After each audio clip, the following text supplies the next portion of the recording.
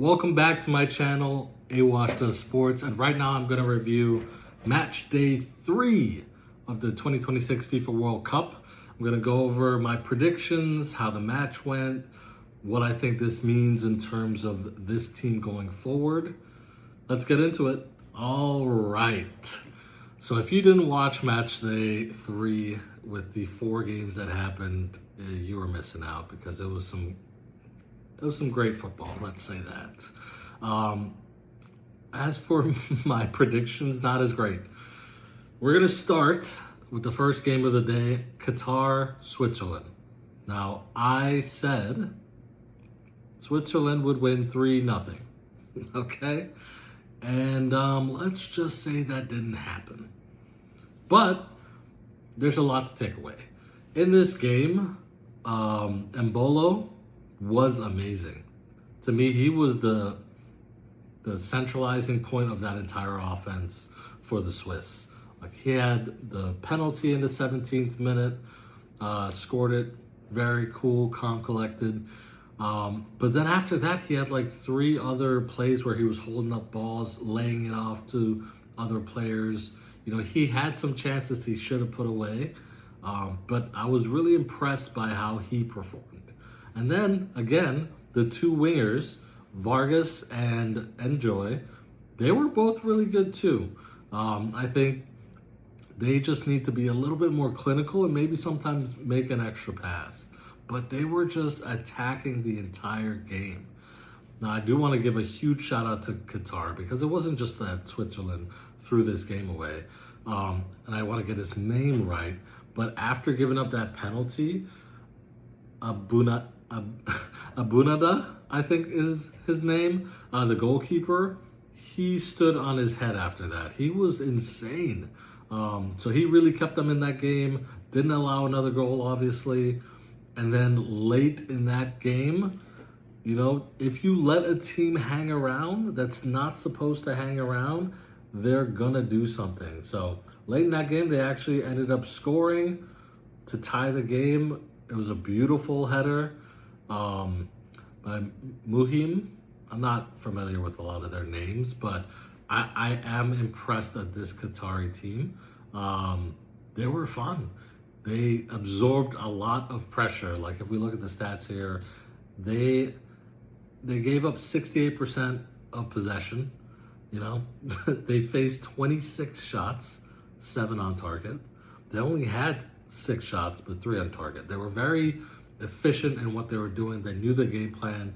They stuck with it. So honestly, fair play to them. A much deserved point. But I think if you look at that game and see how dominant Switzerland was and how many chances they really had, like in the first half, it could have been three goals. So I think they need to go back and really understand, like, hey, sometimes we can't just think we have it in the bag because the game is coming easy to us. They really have to put in the finishing touches. I think if they attacked it like how the US did, you know, where they would have won this game pretty easily. But really, really good job. It was fun. I love that game. I like being wrong when it's a good game. But I am still high on Switzerland. This is a good team. That offense was very fun to watch. But I think this was a reality check for them. I can assure you they'll probably come out a lot stronger in the next one. Now we're on to match 2 of yesterday's games, Brazil versus Morocco. And my prediction was a 1-1 tie. And when this game got started, I told you guys, Morocco is not afraid of Brazil. And they showed it. I mean, just looking at the stats here, Brazil only had 51% of the possession. That's a lot more, or that's a lot less than I thought, you know, they would have. I thought maybe 65% was where they were going to be at. I thought Morocco would be a little bit more defensive, but honestly, I think Morocco came in not fearing them at all. And I think Brazil played into their hands. There was so much one-on-one, you know, individual style play by Brazil, and their players just didn't play well. I felt like they were very disjointed at times. It was very sloppy at times. I thought Paquetá had a pretty underwhelming game. Casemiro looked a little bit a step behind. But even Rafinha, I just feel like they didn't spread the ball enough and move it enough fluidly to really attack Morocco efficiently. Like, they only had 12 shots. Morocco had 14. Morocco was just, that counterattack was crazy. That's what led to the first goal with Brahim Diaz pinging a ball right through the middle of that defense and going to Saibari. And then I'm not too sure why Alisson is coming out there. He has two defenders, even though, Saibari has a step on them, but they're recovering and some of the best center backs in the game. So I think if maybe Alisson stays on his line, they can recover and stop that goal. But he comes out and he gets chipped by Saibari. Great finish, great goal by them in the 21st minute. And then you had Brazil, they got control a little bit towards the middle part of that game in the first half and gave it to Vini. And this was always going to come if Brazil was going to get back in this game, was some stroke of individual brilliance. And that's what Vini did, getting that ball on the left side, cutting in, and ripping a shot. That ball was in the net as soon as he touched it. I just don't see anyone else beating this Morocco team in this group. So Brazil has some things to figure out, because if they continue to play like this, they could get beat. They're not invincible. So hopefully they figure it out. But yeah, I was spot on with this prediction, 1-1. Now we're on to game 3, Haiti versus Scotland. In my prediction, I said it would be a closer game than people expected, and I was right. I did say 2-1 to Scotland. I thought there'd be more goals in this game. There were not. It was 1-0 to Scotland. And honestly, I was very impressed with how Haiti attacked this game. I think they, honestly, at times were the better team. They gave up only 54% possession to Scotland. They had the ball quite a bit. And while I was watching this game, I was like, wow, Scotland's really not, pressing on the front foot. And it made a lot of sense to me, because in their qualifying, division in Europe, they're most likely for most of the time going to be the defensive team. They're going to sit back. They're going to try to play on the counter. And sometimes teams like that, when that's their identity, it's hard for them to then be, the front foot pushing team. So I think with Scotland, they were just kind of happy to also give the ball to Haiti. Like, in that second half, I feel like instead of trying to close it out, they were acting like they were just trying to protect the lead, which is crazy to give that up to Haiti. So credits to Haiti. They played really well. Bellegarde, again, was phenomenal. He was up and down that pitch. He sometimes was in the back line of defense and then at the front line of offense. Box-to-box midfielder for sure. He was very, very vital for them.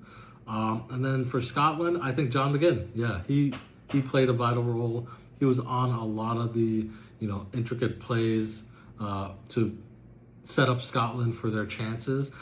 I think McTominay, not as much. I think he needs to play a little bit better. But I do think Haiti's pace did affect Scotland. Not in the ways I originally thought, more on the defensive side for Haiti. There were just so many times where you thought, oh, Scotland's kind of through there, and this Haitian defender is just sprinting past them and knocking the ball away. So many times they were just disrupting plays with their speed. So I think that really helped keep Scotland in check. But yeah, it was a good game. I feel a little bit for Haiti that they couldn't get one over the line to at least get a point, because I think they deserved it in this match. But yeah, Scotland, huge win. And now we're on to game 4. Ooh, my prediction was Türkiye to win 3-0 against Australia. Now, if you had told me about their captain for Türkiye saying before the game that they're the better team, they have more skill, they're going to destroy Australia, I might have said, you know what, I don't know if the Aussies are going to take that well. And they didn't. They came out aggressive. Now, the fun thing about this game was Turkey had possession, 72% possession of the ball. They had 30 shots, 8 on target. But this Australia team was just scrapping and clawing their way. It was fun to watch. I still like Turkey, but for whatever reason, it seems like Australia is just their nemesis, because they were huge. This Australian defense is big, and they just made this game very physical for a Turkey team that just kind of wants to play with the ball and more fluid motion. They kind of broke it up a bit, but they had their chances. They probably should have scored a goal in this game. It's pretty tough to have 30 shots, 8 on target, and not score one. But I think Australia had the perfect game plan.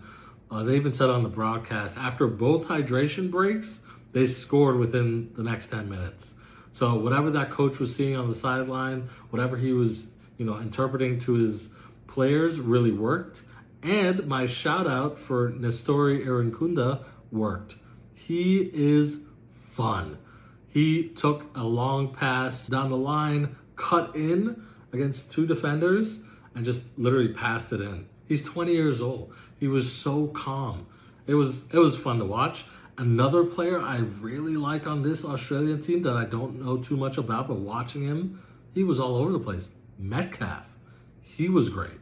He had that long run, and on the counterattack, Australia looked dangerous, So I think when you're so much on the front foot, like Turkey was, trying to get back on defense when you lose the ball is very hard. And Australia they just went with it. So when he had that long driving run in the second half to score in the 75th minute and basically put this game away, and they make these chances count. So great win for Australia. This group is now on its head because this is the US's group.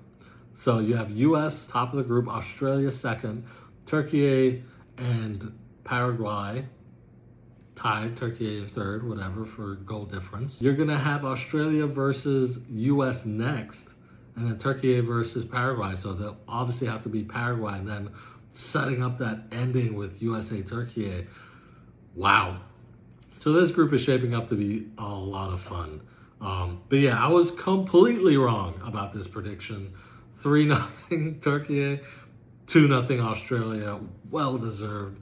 I'm actually happy I'm wrong because that game was fantastic. Made me want to root on for Australia. They're going to be a tough out for anyone that plays them. They are so physical. So love it. I hope you enjoyed watching the start of this channel. I think for the first round, of all these first matches, I'm just going to be doing the predictions in shorts, and then I'll just review my predictions. But next round, I'll look to do some of these previews long form. But thanks for watching. See you in the next one.